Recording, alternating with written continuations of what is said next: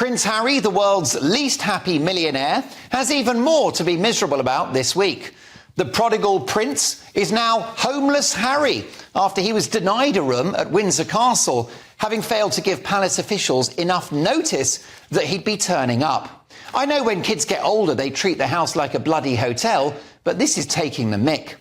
The Duke had flown to London for the Well Child Awards, an annual charity event, because, of course, he's one of the most caring people in the world. This guy gives Mother Teresa a run for her money. The first insult is that in flying into the UK, he didn't make the time to meet his own father, who has the humble title of King of the United Kingdom. King hell, what a slap in the face. I know their schedules are tight and Charles was at Balmoral, which is a schlep.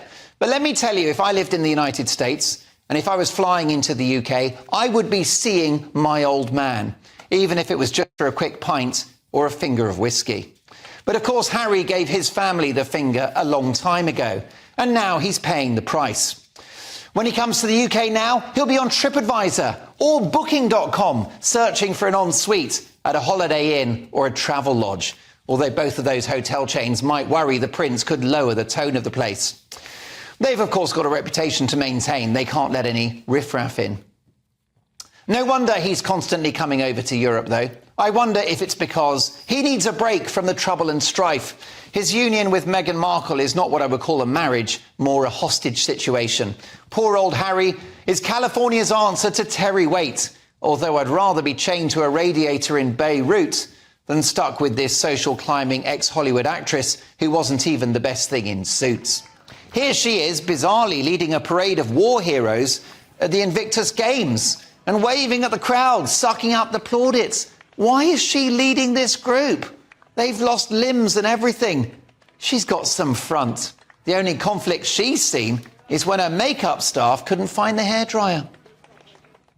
So spare a thought for poor old Harry, who might have to Airbnb it next time he's here. How the mighty have fallen. It was just a few short years ago that the couple were gifted Frogmore Cottage by Harry's late grandmother, Elizabeth.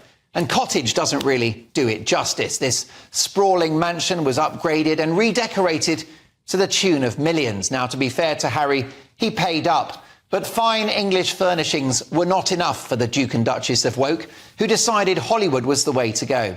Following their year-long world privacy tour, in which Harry sold his family and his country down the river for a fast buck, King Charles rightly retrieved the couple of Frogmore Cottage. That's right, he chucked them out. He told them to hop off.